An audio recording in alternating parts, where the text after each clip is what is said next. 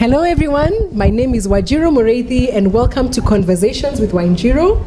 I bring together professionals in the wine and tourism industry and tell of their stories in this journey. Today we're in the Republic of Rongai, Kajiado County. We're overlooking the Nairobi National Park. I can see the city in the distance, the SGR on this side, but this man who's next to me does not just travel in the diaspora of Nairobi and Kajiado. He's normally surrounded by bodies of water. You go to different ports around the world, sure. And it's such a privilege to have you. Welcome, Silas Ndungu Njoki. Thank you, Wanjiro. Thank you so much. Pleasure having me. Yeah, great. But then before I met you, you are a land-based person like myself. You're right. Matatu za 125 ndio tulikuwa tunajua. Yeah? Those were the days. Those were the days, yes, yeah? Yes, you're but right. Now I can't even pinpoint where you are and I have to figure out is there a time difference or not. Oh, really? Yeah? What a journey it has been for you. It is quite a journey, okay. I have to say. So do tell us what you do right now currently and then we'll trace the journey backwards. All right, fantastic. To my viewer, our viewers, Wanjiro has said much and we're going to be having a conversation that is going to be quite interesting. I'm currently working as a sommelier on a cruise ship. The cruise line that I'm working with currently is called Azamara Cruise Line. Azamara Cruise Line. It used to be a part of the wider Royal Caribbean, but now we are independent, and that's where I'm a sommelier right there. Okay. Yes. How many years now have you been on the cruises? I started cruising in 2019, but then in between, remember there was COVID, 2020, yes. 2021, so I can say 3 years. Yeah, thereabout. Yes, 2 years were lost somewhere in between. Yes. But our journey began back before then, and you will remind me about the facts and figures correctly. Okay. I know you are working at Kempinski, you're right, which is of course one of the iconic hotels in Nairobi. Sure.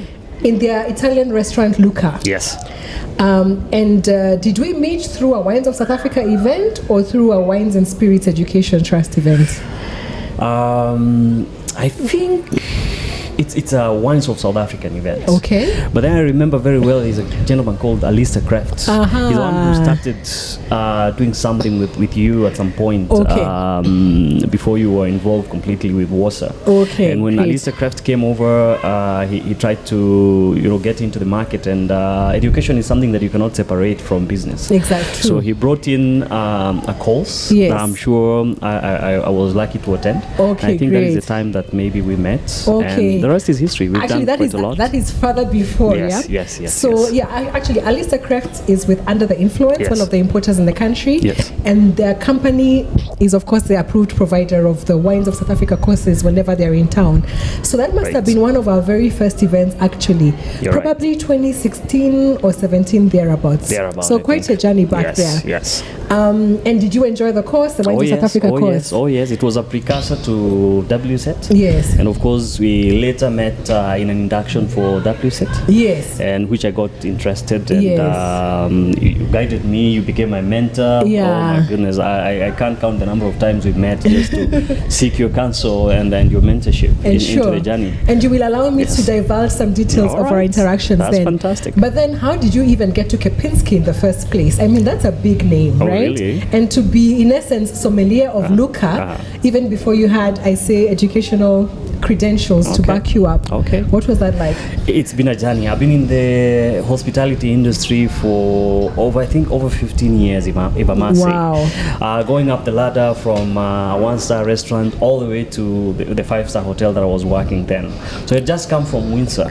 And when I came to Kempinski, I was given an opportunity to work behind the counter as a barista because I had trained with Domans to make coffee. Great. And there is a very close relationship between the flavors that you can find in coffee and sometimes in wine. Yeah. So working as a barista and assisting the bartender then, I was able to, get access to some wine because we had one bar that encompassed spirits, coffee, and wines.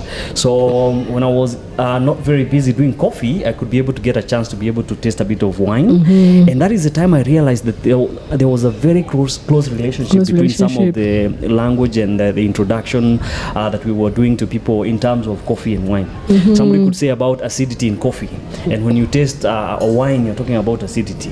Then you're talking about flavors in both ways. You're talking about body. I was like, wait a minute, this looks like something that is quite interesting. And the more I did that, the more I got fascinated, and I got got attracted to wine. Okay, awesome. But then until one point when the food and beverage manager came to me and said, Silas, the bartender is not coming over today, and so you're going to be taking charge of the bar fully. Wow. And I was like, okay, I got some basics, so I can't say no to my boss. So I said, well, sir, everything will be in control. Yes. And little did I know that the bartender had just resigned. And that is how I ended up getting, an opportunity to become the bartender, Wow. taking care of the coffee, the wines, and the spirits. Amazing. And then one day he invited me for a wine tasting, which is another story now that got me into wine completely. Yes. So I go into a wine tasting, and I know very little about wine. And I end up embarrassing myself badly because we tasted what happened? quite a lot of wine. And the food and beverage manager thought probably I knew a little bit about wine. That's the reason why he told me accompany me for the wine tasting. Yes, yes. I ended up tasting quite a lot of wine, and I nodded my head and in full support said the sweet wine that I tasted was the best of the wine that were offered by the suave sommelier that was doing the presentation. So he looked at me in a rather embarrassing look, and I was like, wait a minute, what did I just do? Yeah. I knew sweet wine just because it was palatable and easy drinking. Exactly. It was a good wine to me. I was quite naive. But again, it's your preference, really. So it shouldn't be embarrassing at all. Exactly. Yes. It's only that I did the judgment of the wines wrongly. Okay. He would probably have wanted me to judge the drier wines in a more better way and probably give them ratings that he expected. Of course, he knew a little bit more than myself. Yes. But then after that embarrassing experience, I told myself, you know what, I got to learn something about wines. True. And that is how I started. Okay. Online. And my passion was quite big, just like in coffee. In coffee, great. Until Alistair Kraft and Wanjiru came. Okay. And things changed. Wow. Yes. But you know what? I'm very consoled because I'm from a tea growing region, Kirinyaga. I'm from a coffee growing region, the same Kirinyaga. And sometimes, clearly, those similarities you've spoken about are very true. Yeah, that's true. And I keep asking myself, maybe it would have been an easier journey if I went to the tea route or the coffee route as opposed to the wine route. I see. But destiny is destiny, right? Oh, yeah. Did you think by any chance then you would have risen to the level you are now? Not at all. Yeah. From where? I come from Eldoret, and much I know about beverages and food matters is the basic that I had in the restaurateur industry or the restaurant industry. Sure. And I didn't think of wine. I grew up growing maize with my parents, and I didn't know much about wine. Yes. If anything, we're not even a wine producing country. Exactly. So how would I end up becoming a sommelier? A sommelier. When I told my dad about it, was like, what the hell? What are you talking about? At Somalia. So destiny, as you say, is something that you cannot be able to predict. But then life gives you an opportunity and takes you through a meandering way that leads you into something that probably God destined. Yeah. So I found myself in the wine industry, and I've never looked back. Of course, there are steps that I took to be where I am. Yes. And that brings us actually to the next steps here. All right. So I know, again, I'm like you. I only got into the wine industry. In fact, this is my 10th year in the wine industry. Fantastic. So your 15 years in the hospitality sector is actually but longer than mine. Let's say 8 years into the wine. Into the wine, right? Yes. So having done the Wines and Spirits Education Trust program, and then of course finally meeting Matume Mbata and getting the Wines of South Africa contract, then the next step was to start the WSET courses in Kenya. And of course, before I got into partnership with Hospitality Competency Center, part of the thing you had to do is to create awareness about the course. So we had information sessions. If I remember correctly, there was one information session probably held at the wine shop.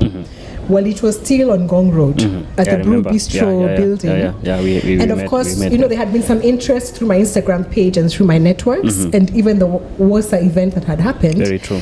And I think someone from HR at Kempinski was supposed to attend but could not make it. Then they sent and they gave me that opportunity. Yeah, that's true. I can tell you, out of the 10 people who are there was enthusiasm, yes, but you had this light in your eyes about this course. Yes.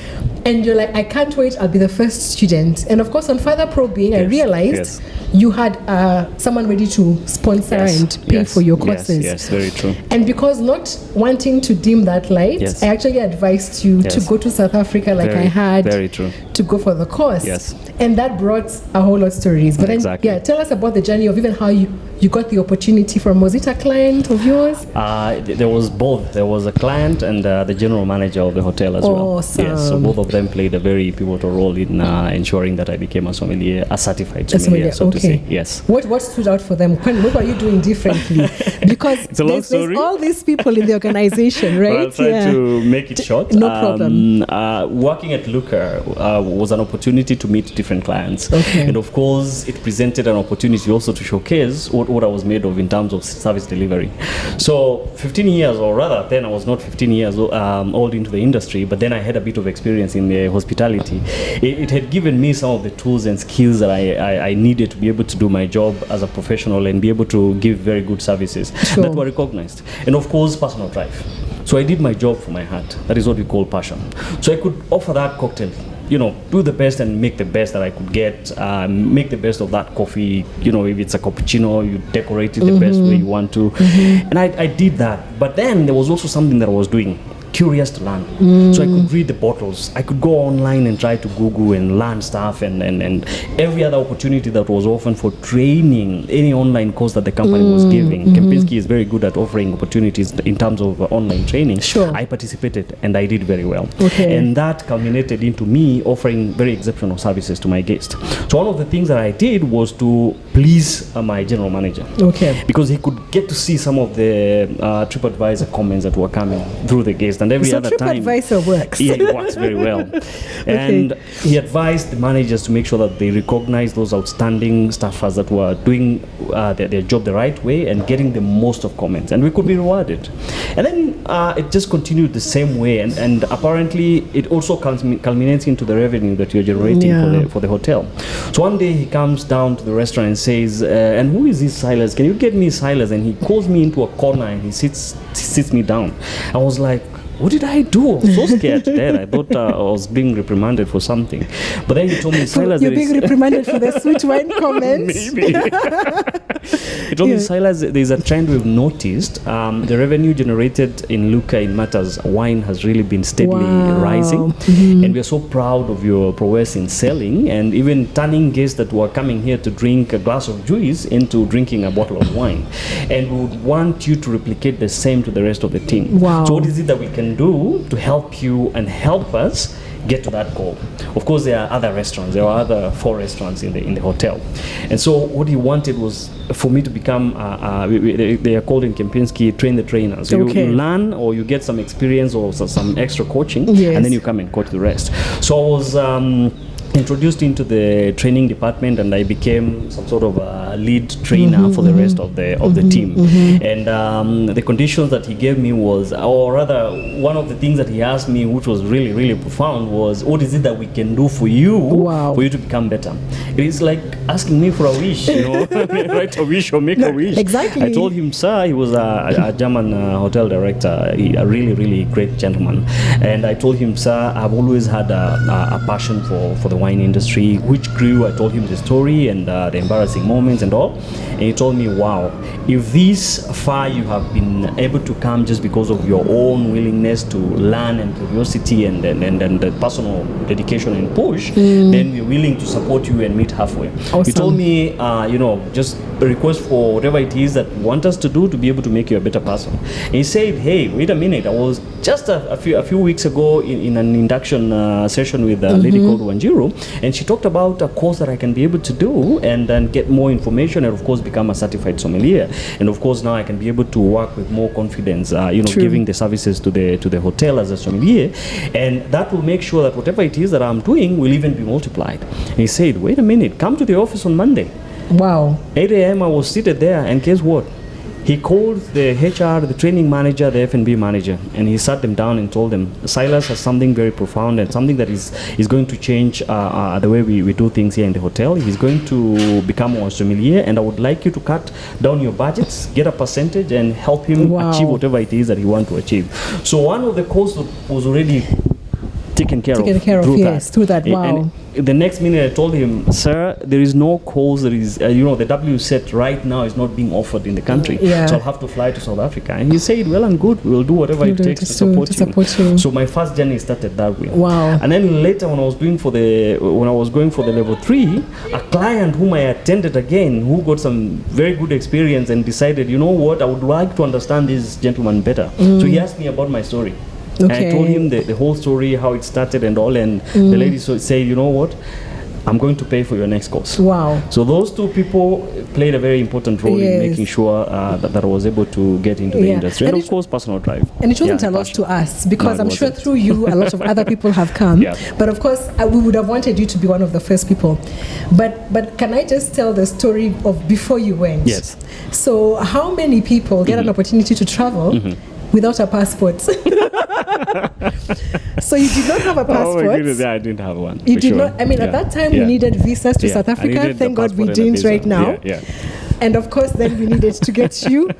The course is paid for, but you don't have a passport, you don't have a visa. Exactly. And I think we spoke to South African Airways, for I think a discounted ticket or subsidized ticket or something. Yes. And there was so much pressure because of the timelines, right? The timelines were so close. So I remember, of course, then we were meeting regularly to track your progress about where will you stay. And all that stuff. That was nerve-wracking for me. That's true. And I think it was the second time it was happening. I've interviewed Jean Wandimi before, who got an opportunity to travel and did not have a passport. Oh, really? And typically my answer is, you have to do whatever you need to do to get your passport. That's true. And fortunately for us, there were no backlogs like they are now. Yes. But then the other thing that I think is so profound, because I remember just when I heard you have entered the plane and you have gone. You got a sigh of relief. A sigh of relief. Like I was a parent in this situation. Then you go to South Africa. You, of course, attend the courses with Kathy Mayston, who is a lovely lady. Oh, amazing lecturer. Amazing. And then you have, I think, a week or two before your exam. So we, again, through our networks in the industry in Kenya, try and get you some opportunity. To travel around. And you ended up in the newspaper, my friend. Yes.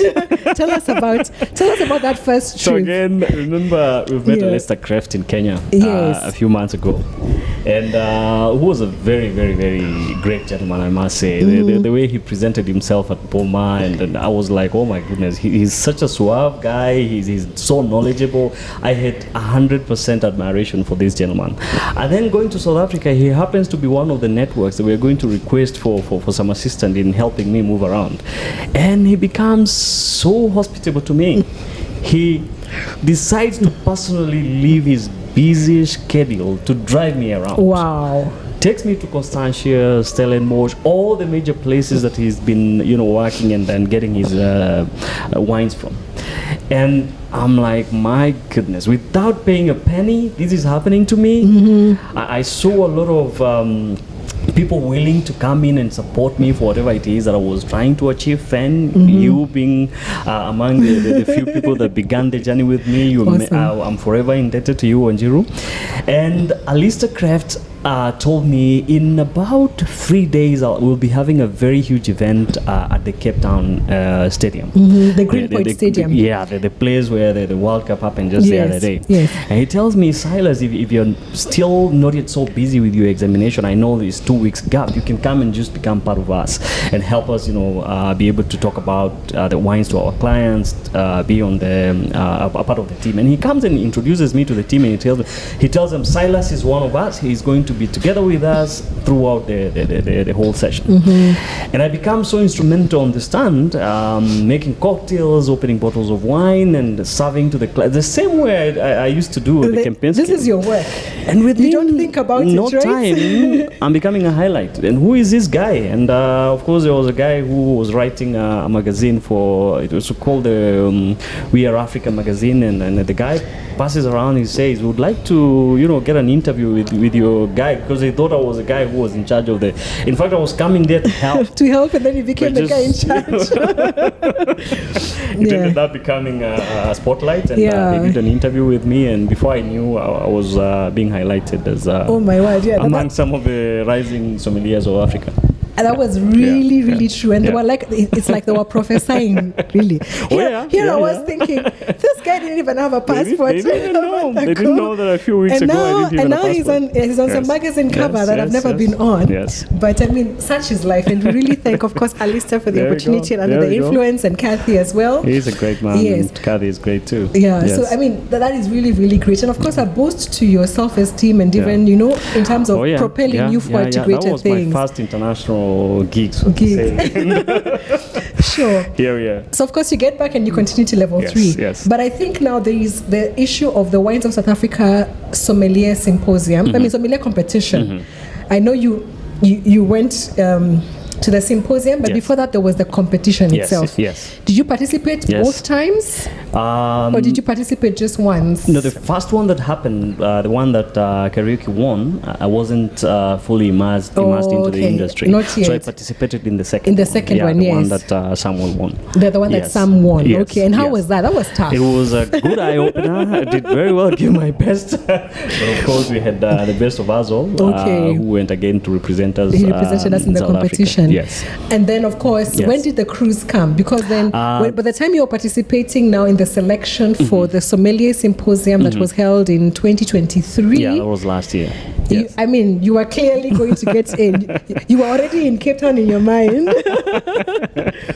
Yes. So that came way later. Okay. Of course, there was finishing level 3, coming back to give back to the hotel. Of course, I came back to Kempinski and I told the general manager, here is the certificate. I've done the best I could. Now I can be able to confidently be able to offer my services to the company. Yes. And of course, you know, I got that respect from the peers, and you know, I was able to give the best that I continue giving the best to the clients and to our customers. Yeah. And of course, give back in terms of training to the rest of the team. Okay. That was one of the things that I was really focused on. And I thank the training manager, Madam Nancy, wherever she is. She's just amazing. You know, she was able to guide me, help me through that, and I was able to create a team that worked very well in making sure that Kempinski Hotel was able to offer great service in Matters Wine. And of course, the revenues went high.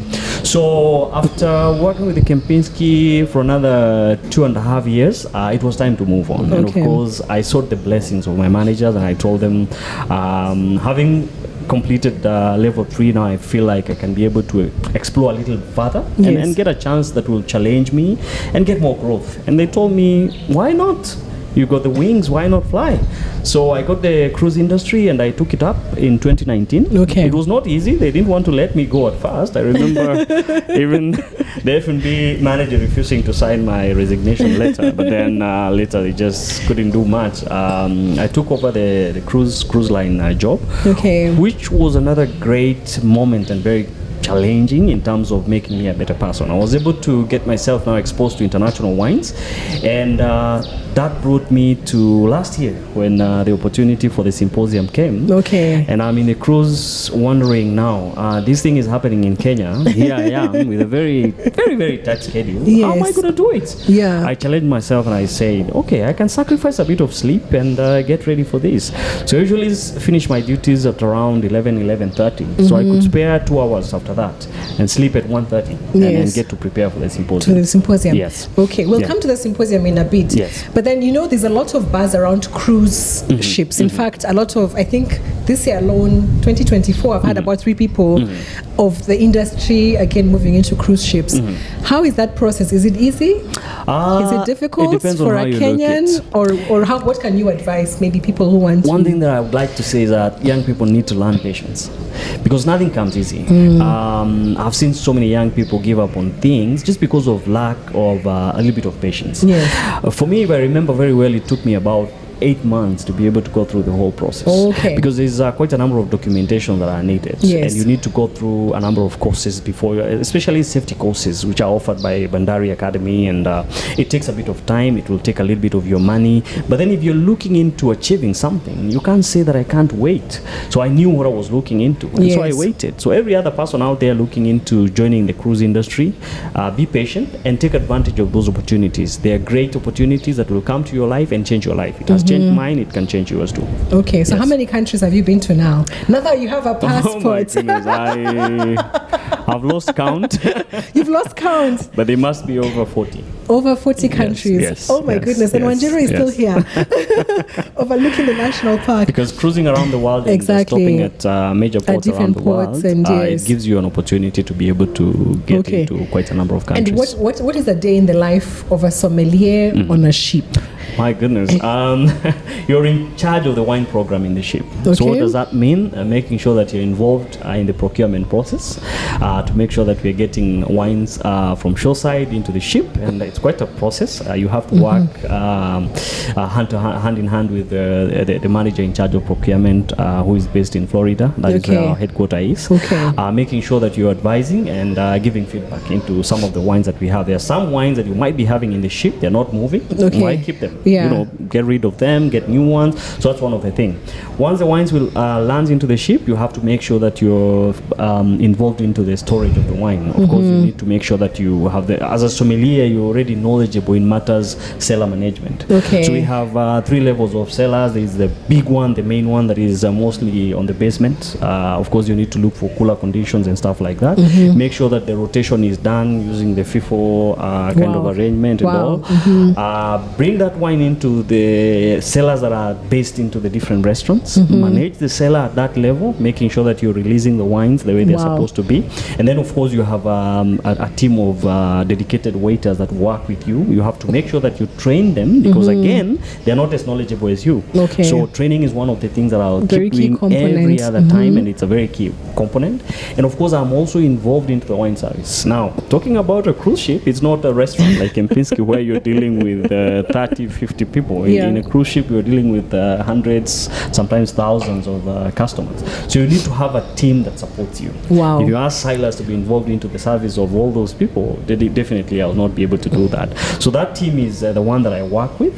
In the evening, you will find me rolling my sleeves and working with them and opening bottles and serving. And you give that service to the guests. There are other areas that perhaps I'll be 100% involved, like hosting what we call dinner pairings. Okay. I have to host them. I have to be able to work with the executive chef to make sure that the dinner pairings are well done, well conducted, and doing the pairing, explaining the reasons why you've chosen those wines. The other activity that is very handy is a wine tasting. Every other time we have a group of wine lovers that come on ship and they want to be offered wine services, wine tasting services. Yes. So you have to make sure that you're involved into that, and of course, giving your best to your customers will also make sure that you're also taking care of your fellow crew members. Awesome. So what we do, we also have a program that makes sure that we're also involved in making sure that the crew also get a hand into enjoying wines. Basically that is it. Of course, office work. After doing all that, you have to come back to the office, make the reports, make requisitions. Admin. That is a job of a sommelier. But mainly our core mandate is to offer that service and make sure that our customers are satisfied. There are no wine list is not full of missing wines. All that among so many others. I can just imagine the difference in scale from Luca. Oh yeah. Or it's enormous. The whole of Kempinski Nairobi sort of wine program to this other thing, right? Here the volume of wines is different. Like this, and coming and finding the number of customers. Several thousand bottles of wine, right? I haven't been on a cruise yet. You have to come, Silas. I haven't been on a cruise yet. Oh, you have to come. And my birthday is tomorrow. Let's go. True story. Let's go. Tomorrow is my birthday, the 18th of February, which is actually the apparently World Wine Drinking Day or something crazy like that. No wonder you became Wanjiru. Oh, now I know. It was written in the stars, right? So we just need to schedule between now the next 12 months. I see. When I'll find myself on a cruise and enjoy your services. But I am so excited. Now it's my turn to be starry-eyed about you and your journey and how that's come about, and be really, really. I mean, it's amazing, the transformation. Thank you, Anjiro. You've talked about giving back, and I want to highlight indeed, I know that you have, not just with Kempinski, but you did a lot of trainings as you were consulting, I think after your time or during COVID, including several events here at Leleshwa, Yes, and I guess yes, that's why yes. I knew if I tell you let's go to Leleshwa, you would not have a definitely know the problem with that, direction. because again you have done a lot of work here, That's and true. there's many people who can say the same for that. That's true. Now, you talked about the symposium. That was last year. Yeah, true. And I mean, now that you've spoken about the scale of your work, the first part of the process of selection was Yes. completing a 10-module course Yes. on the Wines of South Africa online platform, You're right? right, By a you're right. certain date. There was a Yes. deadline. Yes, I yes. mean, the course is readily available even Yes. for others right now Yes. from the Wines of South Africa website, which is wosa.co.za. But you guys had a deadline. So Yes. I can imagine after doing all these things, having to back come and do Yes. some multiple choice, and hopefully there are no challenges on the ship with Wi-Fi and connectivity. There were sometimes, especially if you're at sea. If you're at remember, sea, then, we yeah. rely on satellite internet, which if you're away from port, sometimes it's not very strong. So Oh my there are those goodness. challenges. But So then the loading of the you pages. have to and navigate them. You have to navigate. Anyway, you are well within time. Yes. And then there was an actual assessment of some questions, Yes. of course, assisted by the South Africa Sommelier Association. Yes. Because even Kenya is setting up an association that Yes, would be yes. affiliated with Very true. that. Very true. But in terms of what I saw of you, Yeah. having knowing you, you Yes. were totally a different person. Oh, really? Thank Yeah? you. You were already in Cape Town. I mean, I knew that you had been there before, but the level of detail you went into, and coincidentally, you were the last person on the interview schedule. But I just sat here and I said, you know what? Even if we go over time, I cannot believe the my intensity of information you have. Yeah. So maybe that's a good way to get into these wines that That's you fine. selected for. That's cool. I can't even say I'm putting you on the spot. But let people hear your stories about some of these places. You've mentioned worry. Constantia as one Yes. of the places you went to. Yes. Anyway, you are on a 10-day program with sommeliers from around the world. Yes. You are one of 3 Kenyans Yes. who qualified for that opportunity. Yes. For the first time, there was a lady too. There was, yes. of course, Joy Adero, who's part Yes. of Team Kenya and a professional in the wine industry. Yes. There was also Nixon Munga, who's the yes. wine architect, Yes. also a professional in the industry, and of course yourself Yes. in the team. Yes. So take us through why maybe some of these wines are really great. We know South Africa just celebrated 365 years Very true. of Just the wine other day. production the Yes. other day. Yes. I'm fresh out of a Cape Town visit. Oh, that beautiful. was quite rigorous. That's great. I wasn't sure that your program or our program was more rigorous because I was with the media team. Oh my goodness. But then, enough of my talking. Okay. Let's listen to you take us through what we Oh have my goodness, here. looking at the number of bottles right in front of us here. Let me just grab Constantia. It's the one that Yes. is getting my eye. Constantia. Why Constantia? Constantia happens to be one of those, the region actually, not one of the region. Yeah. The region where winemaking started way back in the 1600s in South Africa. Yes. And of course, we're talking about the whole story of the Dutch people coming all the way through the Dutch, what's the name of the company? That one. Forgetting the The company Dutch that East was India Company, is it? Yeah. Dutch East India Company that brings Mr. Riebeck into South Africa, and he brings some vines Yes. from the Netherlands, and he decides, let me experiment and try some wines in South Africa and see if these terroir, so to say, can be able to make us some wine. Yes. And that means we would not have to carry wines all along, all the way from Netherlands, going around to be able to help some of our sailors. And it so happened Constantia was one of the regions where he planted, and Yes. looking into a South Africa coming from that, a Sauvignon Blanc coming from that region, it tells me a lot, and that's the reason why I'm deciding to talk about that. Sure. So it's an iconic region. It talks much about the origin and the heritage of South African winemaking, and we can talk all day long about Constantia. Yes. So Sauvignon Blanc coming from that region, it's a coastal region, so to say. So we're talking about a region that will be able to get what we call the oceanic influence. They have a name called the Cape Doctor, Yes. that comes along, cooling the vineyards around that area, and that helps a lot in a cultivar like Sauvignon Blanc that needs Yes. cool conditions. And of course, South Africa is such a magical place. We have Yes. ocean on one side and then the mountains on the other side. So just not too long from Constantia, there's the Table Mountain range that again brings a cooling effect into the region. And so you get a very crisp. When you talk about crisp, you're talking about your apple fruit. When you munch that green apple, you will get the crispness that comes with that fresh acidity. And you know, freshness is one of the things that you'll be able to talk about that wine. You'll talk about some of the flavor profiles that we get from a cooler climate Sauvignon Blanc. Like green we're getting a whole fruits. lesson here. You talk about green fruits. Your green fruits could be your lemon. Talking about your lime, lemon. Talking about grassy characteristic that you cannot run away from. Definitely, when you're talking about Sauvignon Blanc, it's typicity, that grassy kind of a feel. Some people will talk about flint, depending on whether the soil influence was brought about by some limestone or something like that. Awesome. Some people will talk about don't ask me about that. True. So it's quite a lot. So it's quite a lot of that. In a nutshell, it's just a fresh, high acidity kind of wine that you want to drink on a very hot day. Yeah, like today. Because it's going to refresh you. Actually, isn't that what we're sipping today? That's what we're sipping today. Cheers to that. Cheers. Let me hold it with my right hand side. Cheers to preserve you. my culture. Yes. Mm-hmm. So yeah, that's your Sauvignon Blanc. You can be able to pair that Sauvignon Blanc beautifully with some great salads. The lovers of green salads over lunch, seafood, light seafood. That acidity works very well in terms of pairing that among so many other lighter dishes that you can have. And you can as well just sip it on its own.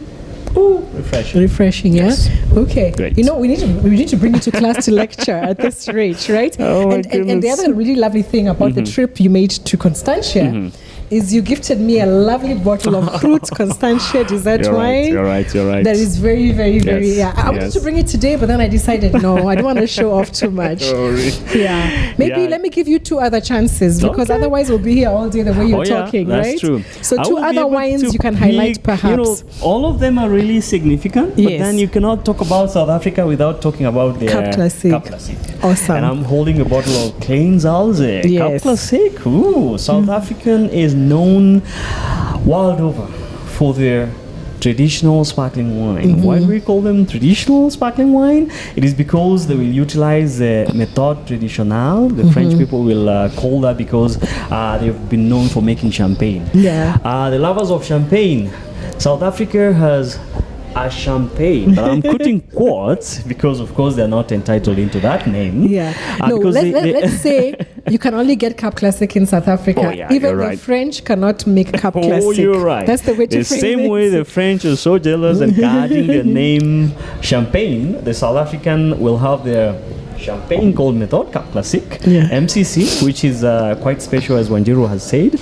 And of course, they will meticulously follow all the processes of making a traditional sparkling wine. And when I talk about a traditional, the traditional method of making sparkling wine, it means that you're doing what we call two fermentation, and all of them happening in the bottle, as opposed to making the general sparkling wine where we have a huge stainless steel container or tank where they make carbonated sparkling wines, or sometimes most of them will be carbonated because it's very difficult to be able to trap natural carbon dioxide in that. But here you're getting what we call trapped natural CO2.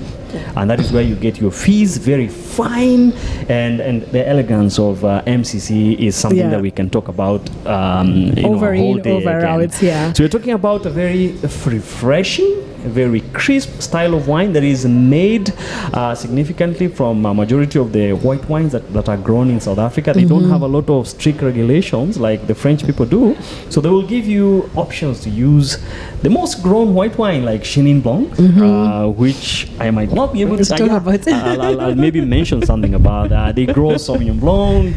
They have other cultivars like Chardonnay, which is actually one of the major white wines that is used in making MCC and champagne. And so what happens, the most unique thing about MCC is the fact that the second fermentation happening in the bottle, you are able to trap the dead yeast, yeast that is used to ferment the wine and give you the alcohol, and of course the bubbles that are part of the byproduct. So what happens when you trap those dead yeast in the bottle? They give you some very unique flavors. You talk about bready, toasty, yeasty, kind of yeasty flavors that people look for when they are talking about an MCC, and you will definitely be able to get that. The elegance of those very small, fine bubbles, bearing in mind that, remember, that carbon dioxide has been trapped in the bottle for some time and very well incorporated into the wine. And of course, you have to drink it nicely chilled, so you get that elevated acidity that comes from the white cultivars. Of course, you can use a red wine as well to make MCC, and of course, you squeeze to get the juice, which is usually clear. So MCC will be amazing, crisp. It could be your celebratory kind of wine. Definitely. It could be something that you pair with oysters. Yes, just the same way you do with champagne, you will definitely do with Cap Classique. You talk about seafood. There's so many ways of enjoying a sparkling wine that we can be able to talk all day long. So that's your Cap Classique, and of course, they give champagne a run for their money. So if you're looking into enjoying some great wines, great value in Cap Classique. And of course, we enjoyed quite a lot of those when we were down there. We do, and quite a growing market in Kenya, actually. Yes. During our visit, we went to Graham Beck, which is, of course, one of the big names in Kenya. Yes. Klein Zalze participated in our Cap Classic event in Mombasa. We had about 20 brands from different estates, of course, supported by the Cap Classic Association as well. Great. But yes, you've mentioned crisp, you've mentioned celebratory. I will add complex, the 3 C's of Cap Classic. Yes. You know, they've dropped the M because apparently, there's many theories, but one of them is apparently when you Google MCC, the first thing that comes up is Melbourne Cricket Club, which of course is nowhere near South Africa. So we're really pushing the Cap Classic name as opposed to, but you've described that very, very well. Very well. Indeed, perfected with time. A good value for money. Very true. Celebration. I definitely will be having some Cap Classic tomorrow. Definitely. You bet. And happy birthday in advance, Wanjiru. Yes. Maybe let's talk about a red wine. All right, let's go into one which I will not definitely miss to talk about, and that is a Pinotage. A Pinotage is a grape that is, it has its heritage. It has its home. Yes. South Africa. Totally. You cannot say Pinotage without associating it with its homeland, which is South Africa. Of course, 1925, we had a Professor Perold. Abraham Perold did an amazing experiment in the Stellenbosch region when he was a lecturer at the Stellenbosch University. He decided, wait a minute, I want to do a crossing and get to see what we can get from these 2 cultivars that had originated from France back then.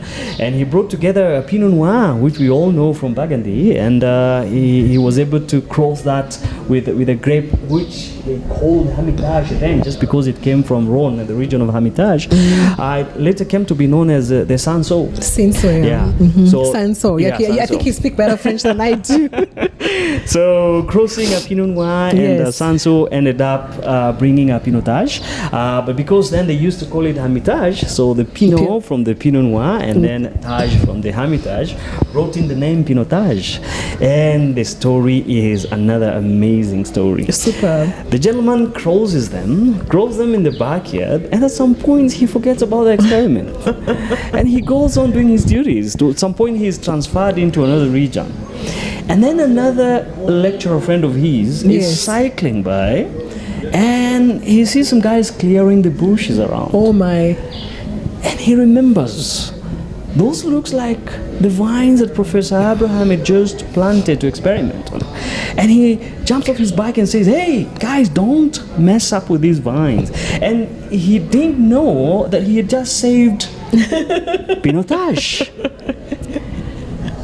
And they transfer those vines from that land or the backyard of Professor Abraham, takes them back to the university, continues with the experiment. Long story short, Pinotage becomes a great, great cultivar that is proudly associated to South Africa. To South Africa, exactly. Of course, it got a number of challenges in terms of its sales during the apartheid time or pre-apartheid time, but post-apartheid, it just sheared off and it's now one of the cultivars that you cannot be able to stop talking about. It produces a great wine that is a lot more fuller body than the parent. It became the kid that never followed the genealogy of the parents. Yeah. It became more complex, more fuller body. Of course, a wine that you can be able to really enjoy on a cold day, be able to enjoy with heavier foods. South Africans are known for their barbecues. They call them braai. Yes, you pronounce it better than myself. Yeah. they have the biltong the the biltong and yes. all those other meats that you can be able to pair with a pinotage to have a fantastic Sunday if you decided to do a Sunday barbecue. Exactly. And so it's a wine that you can be able to talk all day long about. Yeah, and I mean it's made in different styles, of course, mainly in the red variety. Oh, yes. But then rosé is also lots of examples that are coming up. Some examples of Cap Classique. Exactly. And also blends, which is the Cape blend, which have to have about 35%. Did I forget mentioning about the Cape blends? No. That's another very masterpiece. Very well done. Yes. We are definitely not doubting your knowledge and your experience. Thank you, Anjiro. And honestly, maybe as a parting shot now, I mean, there's a lot you've experienced. There's a lot happening. I think you're leaving tomorrow. Yes, I'm leaving tomorrow. For another what? How many months on the ship? I'm going to be away for between 6 and 7 months. 6 and 7 months. Yes. Earning in the well-coveted dollar. Oh my goodness. May the rates continue. It's been dropping may the rates rise instead of dropping. Yes. But we celebrate you so much and cannot wait to see, what you have ahead. But then, I don't know, maybe you could let us in on what are your plans for the future, if at all. I talked about giving back so much, and I'm definitely not going to stop. So I'm super. Looking and really searching for that dollar with all my diligence.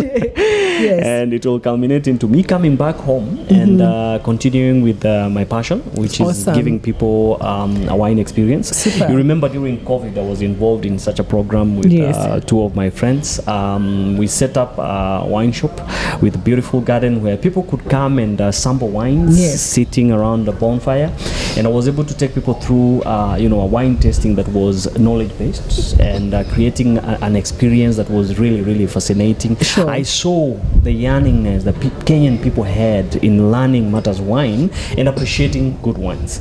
And I'm definitely not going to stop at what we did then. I'm coming back. We'll continue to do the same. We'll continue to push wine education. I'm probably going to be a partner in that. And, you must become a WSET educator. You're coming back to import good wines into the Kenyan market and make sure that we widen the scope in which the Kenyans are receiving wine experience. This is not something that I'm going to run away from. No, definitely. Yes. And those of us who you have left behind, we'll continue doing the good work. And really, in those moments when, of course, you get discouraged about, perhaps the expectations we have of this job. I remember stories like yours, and I brag about you a lot. Because, I mean, it is possible. I have seen the transformation come from you. And it was such a small part I had to play. But then now you're just trailblazing, traveling the world, and the like. Forever indebted to you. I pray for many more Silases. Yes. So that I can spend my life on cruise ships, right? There, somewhere. I can be spending my life out there, courtesy of all these people who have gone through. Very true. We thank you so much for even you coming back and agreeing to participate in activities related to the sommeliers. Anything and even wine for related, your time today. I will run there. Yeah, and even for your time today. Thank you. We celebrate you. Thank you. You're a national treasure. All the best and cheers. Oh, cheers. Cheers to you. Thank you so much, Njiro. All the best. Yeah. To better days. To more wine. To more and more and more and more wine. Thank you. Great.